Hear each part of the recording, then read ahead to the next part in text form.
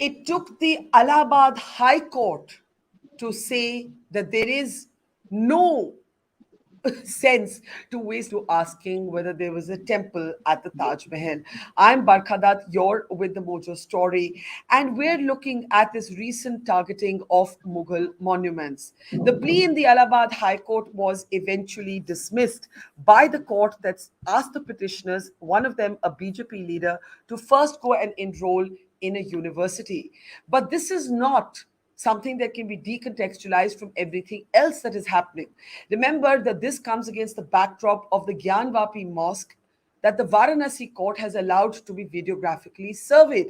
And it comes at a time when there are protests and calls outside the Qutub Minar in Delhi to rename the Qutub Minar to Vishnu Stambh. So there is a larger context and a larger environment in which Mughal monuments, the Taj Mahal or the Qutub Minar, are in the line of fire for right-wing groups. Typically, one would not have even spent any time discussing this. But the fact is, as I said, that it was a BJP leader of the Ayodhya unit of the party in Uttar Pradesh who went to the Allahabad High Court. And more recently, it was a BJP member of parliament who spoke about how it was her family, her ancestral family, that actually owned the land that the Taj has been built on. To make sense of what seems to be, in my opinion, quite ludicrous, let's introduce our panel today. Tavleen Singh, veteran journalist and author, is with us. We're also joined today by historian Manimughda Sharma. Welcome, Mani, to the program. We're also joined by Mohandas Pai. Mr. Pai is always full of surprises, and he saw some merit in this petition on the Taj Mahal, and we'll try and understand why. And from the BJP unit of the Uttar Pradesh BJP, we're joined by BJP leader Ashwini Shahi. Thank you very much, everybody. Saeed, veteran journalist and author, should be joining us in a moment from now as well. Now, Ashwini ji, आपसे शुरू करती हूँ. जैसे मैंने कहा कि typically मैंने इसको इग्नोर किया होता है इस इशू को, लेकिन जो पिटिशन जिन्होंने डाली ताज महल के बारे में, वो आप ही की पार्टी के, आप ही के सहयोगी है. आप इस मुद्दे को किस रूप से देखते हैं? इलाहाबाद हाई कोर्ट ने तो बाहर फेंक दिया इस पिटिशन को, पर politically is the BJP planning to make the Taj Mahal now an issue? Barkha ji, देखिए, ऐसा कोई नहीं है. अभी बहुत सी याचिकाएं पड़ी हुई हैं उसमें. अभी रंजना अग्निहोत्री जी ने याचिका डाली है, कुछ लोगों ने और याचिका डाला हुआ अलग अलग चीजों पर. कुल मिलाकर उसका मतलब है कि वो तेजो महालय है या वो ताजमहल है. ये पिटीशन जो डाली गई थी उनके द्वारा, फैजाबाद के एक उनके द्वारा जो डाली गई थी, वो भाजपा के हैं, कार्यकर्ता हैं, नेता हैं. और जो रुद्र विक्रम सिंह जो वकील हैं जो वहां पर वो कर रहे थे, उन्होंने स्पष्ट रूप से कल वो एक मीडिया को बताया. उनका ट्वीट भी आया है और आप सर्च कर सकती हैं कि किसी एक ये वर्डिक्ट नहीं आया है. माननीय जज ने ये कहा था कि ये डिबेट का विषय नहीं है और इसको हम लोग बैठकर चर्चा कर सकते हैं, और आप जो है पहले इस पर, क्योंकि हम इतिहासकार नहीं हैं और आप इतिहासकार नहीं हैं, इसलिए यहाँ पर इस डिबेट का बहस नहीं है. आप क्यों उस 22-20 कमरों के बारे में जानना चाहते हैं, इसलिए वो खारिज कर दिया गया. जबकि एक तरह से हम दूसरे शब्दों में इसको कहें बरखा जी, कि एक जो कहते हैं ना कि एक बहुत सरल शब्दों की अपने बला टाली, इसी तरीके से चलो इसको याचिका को खारिज करो, हटाओ. बहुत सी अभी चीजें बाकी हैं बरखा जी, जो आने वाले दिनों में आएंगी. अब वो क्या माननीय न्यायालय उस पर फैसले लेता है ये हम नहीं जानते हैं, लेकिन उसमें कोई ऐसी चीज नहीं कही गई है कि जिसको हम नेगेटिव माने या उसको हम कहें कि नहीं एकदम से हम खत्म हो चुके हैं वहां से. अगर कुछ है तो हम उसकी लड़ाई, मैं अपनी बात नहीं कर रहा हूं कि भारतीय जनता पार्टी लड़ेगी. भारतीय जनता पार्टी के एजेंडे में जो है हम उसकी लड़ाई लड़ेंगे, लेकिन संवैधानिक तरीके से लड़ रहे हैं. हम न्यायपालिका के उसमें राम मंदिर का, देखिए, हमारे एजेंडे में था राम मंदिर की लड़ाई. माननीय सुप्रीम कोर्ट के आदेश से आज भव्य राम मंदिर का निर्माण हो रहा है. काशी और मथुरा की बात थी, हमने काशी का काम कराया. काशी का आज भव्य मंदिर हमारे सामने तैयार है. अब देखिए कोर्ट की अवमानना क्या की जा रही है, तो कि ज्ञानवापी, हाँ जी, सॉरी, ज्ञानवापी में थोड़ा सा कहना चाह रहा था बरखा जी, कि ज्ञानवापी का मतलब ही होता है ज्ञान का तालाब. उसमें नहीं है कि कहीं वो मुस्लिम नाम है या मुगलिया नाम है, कुछ ऐसा नहीं है. उसकी फोटोग्राफी कराने की लिए लोग मना कर रहे हैं, तो इसका मतलब कि वो कोर्ट की अवमानना कर रहे हैं.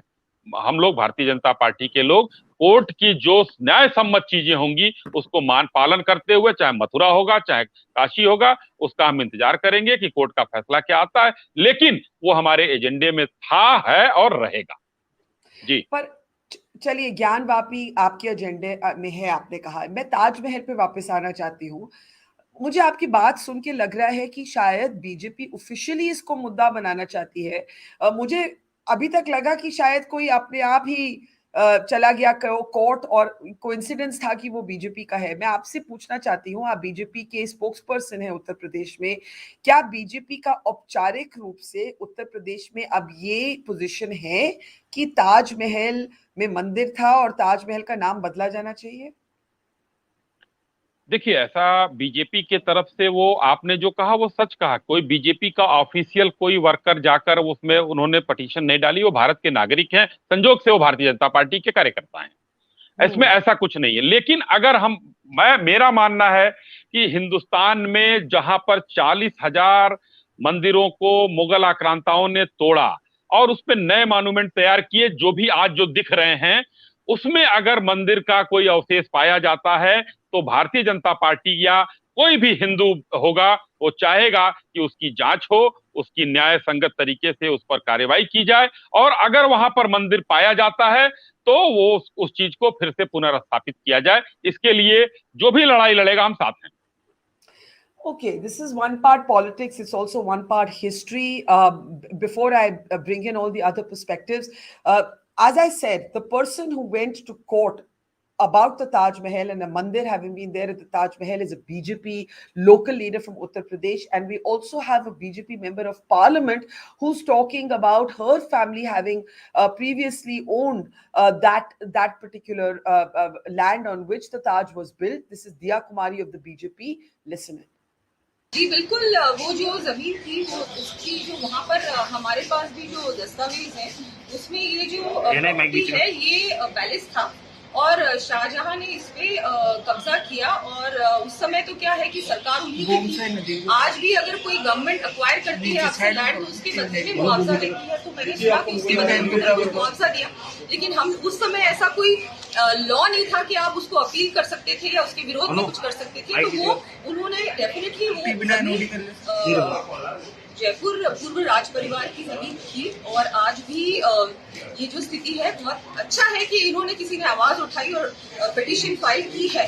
उसके लिए कोई भी अगर आवश्यकता पड़ेगी दस्तावेजों की या कुछ भी, तो हमारे वहाँ ट्रस्ट में कोती खाना भी है, जो भी डॉक्यूमेंट्स है हम लोग प्रोवाइड करेंगे।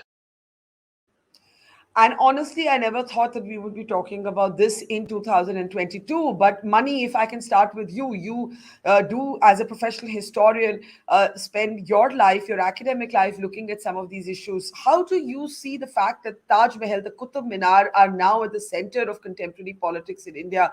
And of course, there's always been the sort of this old whisper about temples being in the locked sort of basements of the Taj Mahal and so on. Go ahead, let's bring in your perspective. Thank you very much, Barkha. Many of these noises have existed since the 19th century, which was the end of the 19th century. And it's just that these theories existed on a subterranean level, and now they have attained critical mass, which is why you are seeing this consolidated approach towards, projecting every Mughal or Muslim building as being originally Hindu. It is completely tied to the Hindutva politics in this country. But things have changed somewhat now, because before the existence of WhatsApp, we used to have these tiny pamphlets that were written and people used to circulate them saying that, oh, did you know this? Did you know that? With the coming of the internet in the 2000s, early 2000s, you certainly had these email chains that came in where they told us about, and many of these emails chains started outside India. NRI started these email campaigns saying that, oh, did you know that zero is an Indian invention, Sanskrit is the most suitable language for computers, and Taj Mahal was originally a Hindu temple, and so on and so forth. So many of these stories that started reaching the masses in the early 2000s. Now, obviously, it's more suitable. The environment is very suitable because you have a right-wing government at the center, and many of its members, they believe in all these stories.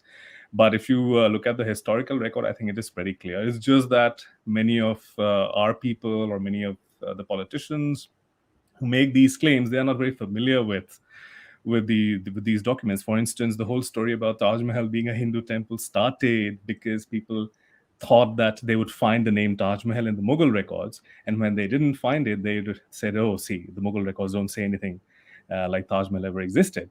It's just that they didn't know that the Mughals never called it the Taj Mahal. I mean, you look at the record there, they use the term Rawza-e Munawwara most of the time, Imarat-e Alishan, Hazaira-e Quds, Rawza-e Mualla. So these are the various terms that are used for this building. It's just that people were specifically looking for the Taj.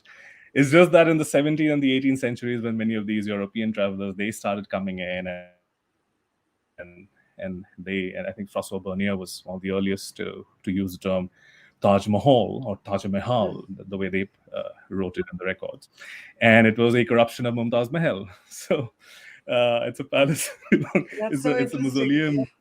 Yeah, I Yes. didn't. So, I actually didn't know that. I didn't know some of the things you're sharing, and it's interesting how the colloquialisms develop, and with them, the conspiracy theories today emboldened by contemporary politics. Tavleen, do you have to pinch yourself to see if this is real that we're actually having this conversation? Because I had to.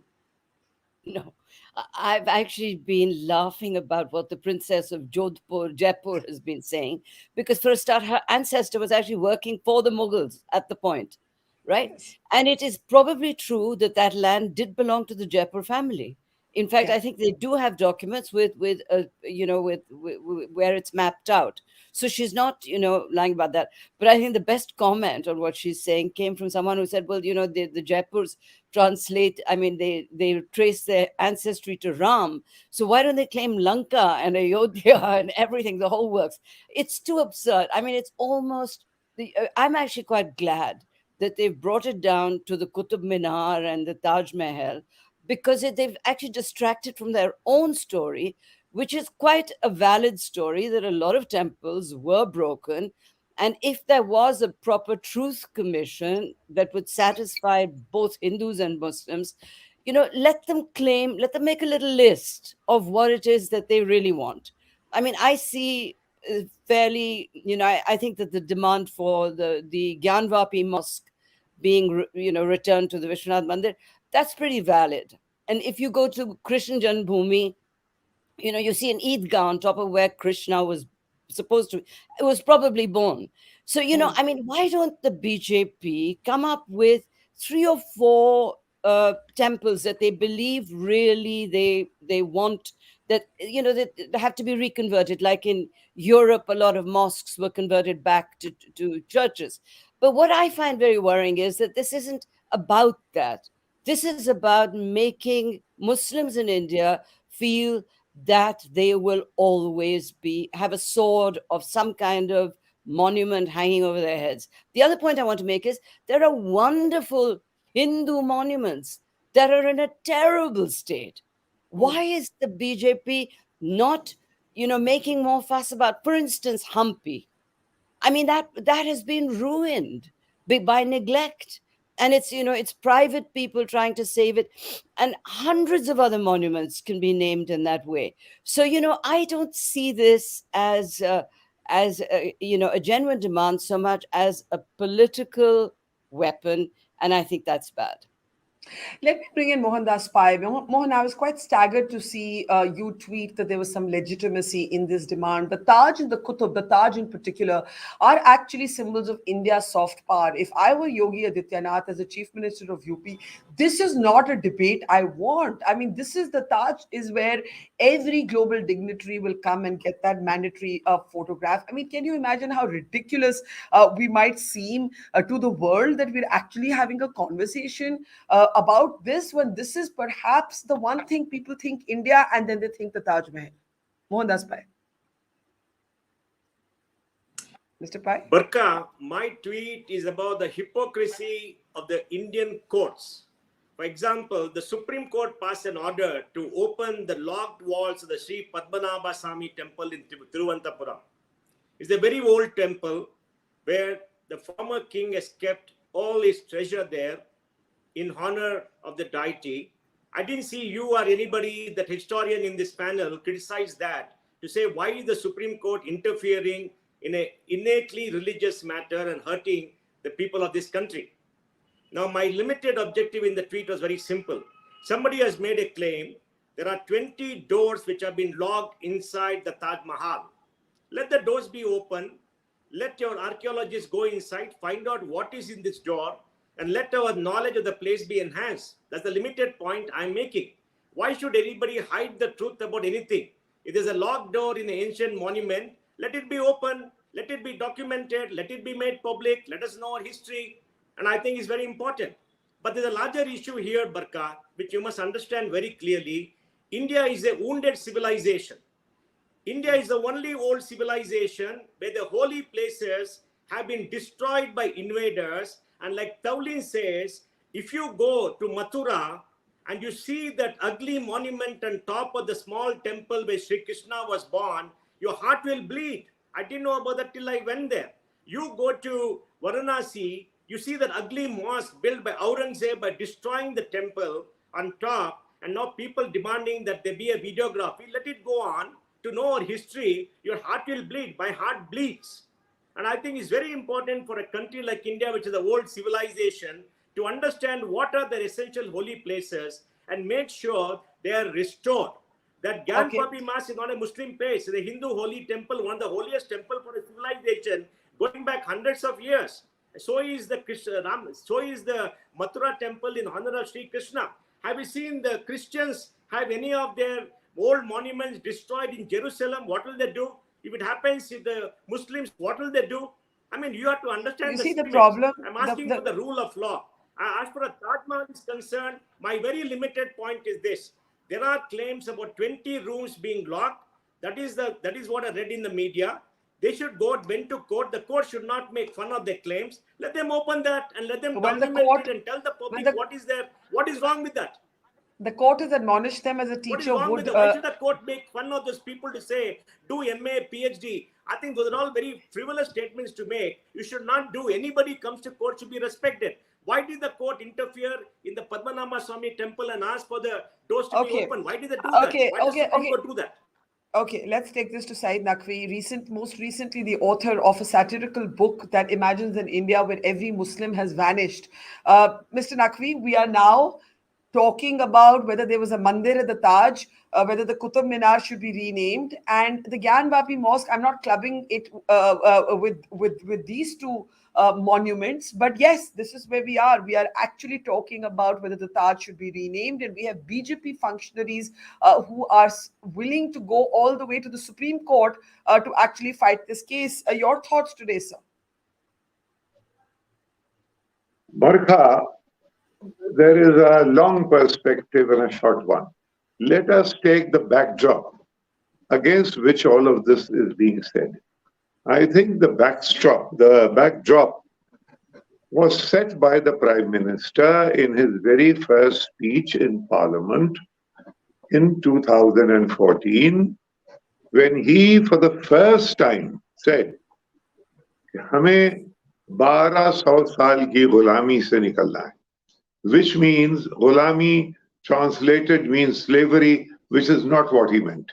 What he meant was we have to come out of 1200 years of subjugation. Now there, he was completely moving into new territory.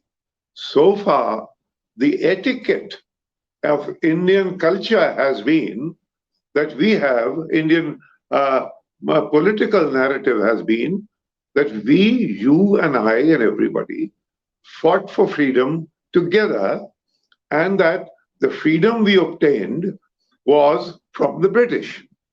Now here the bar has been set differently. He says, 1200 saal ki gulami. Now the question is, how are we going to come out of this 1200 saal? There really should be a serious debate on this. What does he mean? Does he mean that, you see, I tell you, it's a long subject. I mean, as far as Taj Mahal is concerned, ages ago, P.N. Oak, who used to work in the American Center, when it was at near Bengali market, he wrote a book. The Taj Mahal is actually a Hindu temple. It's not a temple. He said it's a Hindu palace. That was P.N. Oak in the 60s. This has been continuing. Yeah. Can The I just jump in? sad part, no, Barkha, let me complete this. The sad part is that we Indians and our ruling elite and our rulers are embarrassed of the capital city in which they live. They are embarrassed of the monuments. They are embarrassed of the. This is excruciatingly sad. That means a man called Muhammad bin Tughlaq was in fact a visionary. In 1350, he decided that Delhi was not the right place for a capital. He shifted the capital to Daulatabad. And I commend to the rulers the thought, they left the rubble of Delhi be, let all these monuments be, don't talk about them, don't watch them, build a new one. It's an ancient saying कि एक line को बिगाड़ के दूसरी line नहीं बनती है. जी, ये लाइन अगर है इससे बड़ी लाइन बनाओ. एक इतना बड़ा कैपिटल बना सकते हैं कहीं और. लेकिन यहाँ where you are embarrassed of your monuments is a very sad state of affairs. I just want to bring in money at this point. You know, as a historian, these are tricky questions for nations. The West has dealt, for example, with the history of slavery, and it's a very, very sort of clear and present debate, or even how you understand racism in literature that we all grew up on, and so on. At what point is the demand for reparations valid, and at what point is it a product of both fake news and hate mongering? I think these are the sort of strands that have to be separated. Mani, go ahead. Yeah, Barkha, I think a lot of these Western societies have had to deal with wounds of the past and how they have actually tried to form these truth and reconciliation commissions. Where I live in Canada, for instance, you have these huge part of Canadian history being that of bloodshed and genocide, which is committed on the First Nations.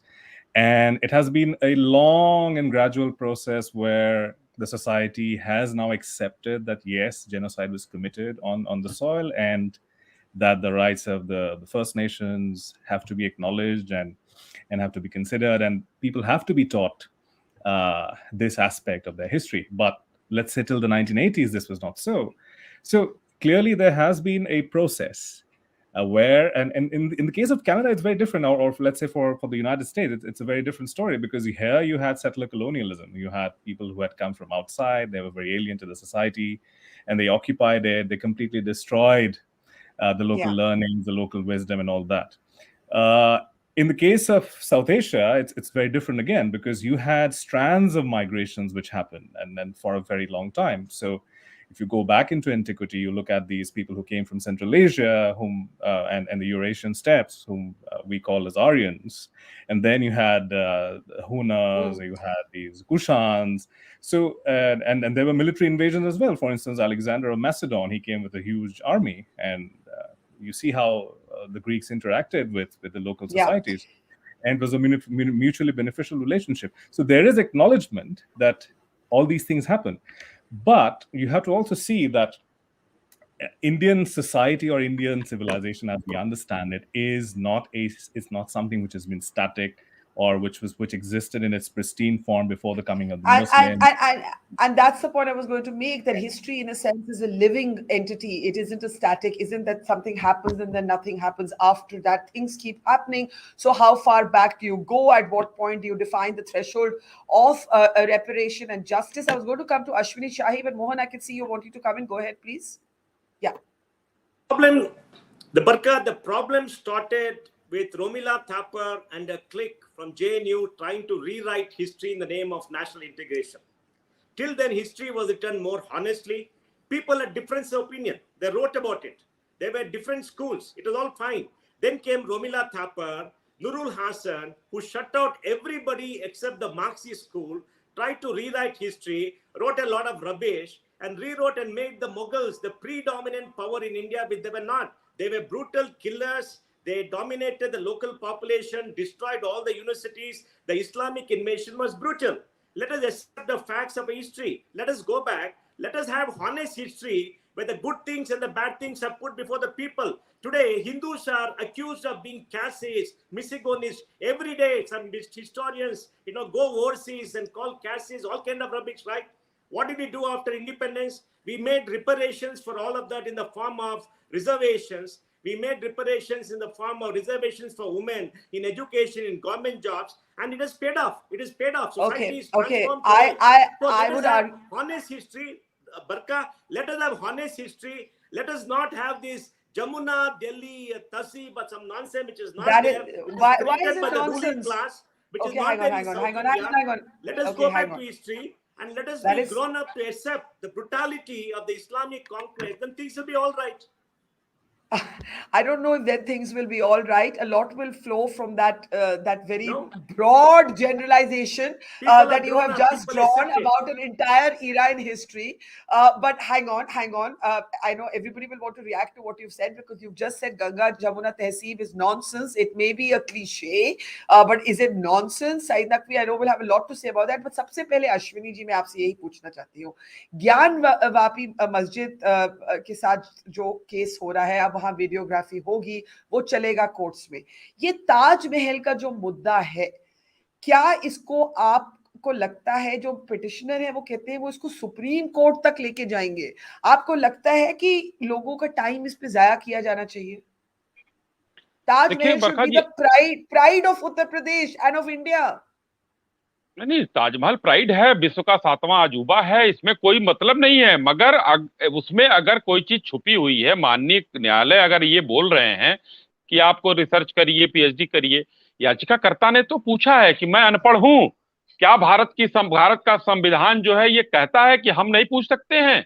इसका जवाब कोई नहीं देगा पद्मनाभ मंदिर का जिक्र किया अभी पद्मनाभ मंदिर के सारे दरवाजे जब खोले जा सकते हैं तो यहाँ भी देख लीजिए सबसे बड़ी विडंबना ये है बरखा जी कि हिंदुस्तान सनातनों का इतने करोड़ों हजारों साल पुराना इतिहास है विश्व की सबसे पुरानी जो है हमारे पास धरोहरें हैं और चर्चा भी आज हिंदुस्तान में हो रहा है फ्रांस में एक बात पर विवाद बढ़ा और जब विवाद बढ़ गया तो दूसरे दिन सारे पूरे फ्रांस की दीवारों पर जो है वही चित्र बनने लगे वही कार्टून बनने लगे किसी ने कुछ बिगाड़ लिया कुछ नहीं कोई एक शब्द नहीं बोला कहां थे हिंदुस्तान के मुसलमानों के पैरोकार कहां थे हिंदुस्तान के लोग आज उइगर मुसलमानों के साथ और वहां पर मस्जिदों को हटाकर शौचालय बनवाया गया चाइना में तो किसी की हिम्मत हुई बोलने की लेकिन क्या है हिंदुस्तान एक सहिष्णु देश है यहाँ पर कोई किसी को बोलने की आजादी है कुछ भी करने की आजादी है एक बार अगर माननीय न्यायालय ने कह दिया कि सर्वे करा लिया जाए ज्ञानवापी का तो वहां मुस्लिम पक्ष खड़ा हो गया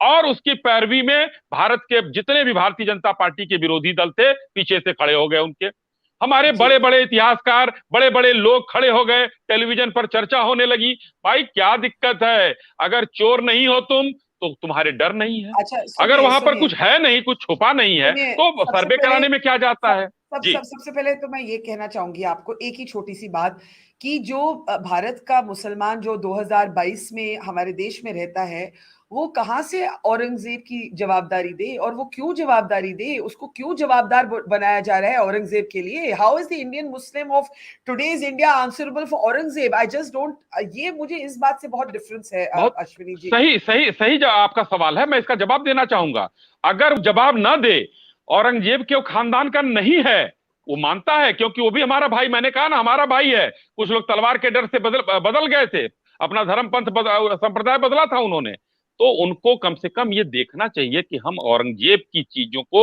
जो हमारी सनातन संस्कृति का क्षरण किया है औरंगजेब जैसे बाबर जैसे आक्रांताओं ने तो उसमें सही चीज क्या है वो देश के सामने आना चाहिए उसको आने देना चाहिए बरखा जी मुझे एक लाइन में कंप्लीट में कर लेता हूं मैं एक लाइन में कंप्लीट कर देता हूं उसमें क्या दिक्कत है कि आज का मुसलमान अगर औरंगजेब की जवाबदारी नहीं करता है तो औरंगजेब के द्वारा किए गए कुकृत्यों को बचाने का भी उसके अंदर नहीं होना चाहिए कि वो बचाए उसको सामने आने देना चाहिए जनता के क्या है अगर है कुछ तो सामने आए बिगड़ा है तो सामने आए श्रृंगार गौरी की पूजा होती ही है वहां जी अच्छा ठीक है आपने अपनी बात रखी मैं तवलीन और सईद नकवी को इस पे लाना चाहती हूँ Tavleen the point is it's like the uniform civil code there are issues that can't be decontextualized from what is happening all around us and that is the concern, and how do you separate politics from history when the politics is, right now at least, the public discourse is so coarsened and so polarized?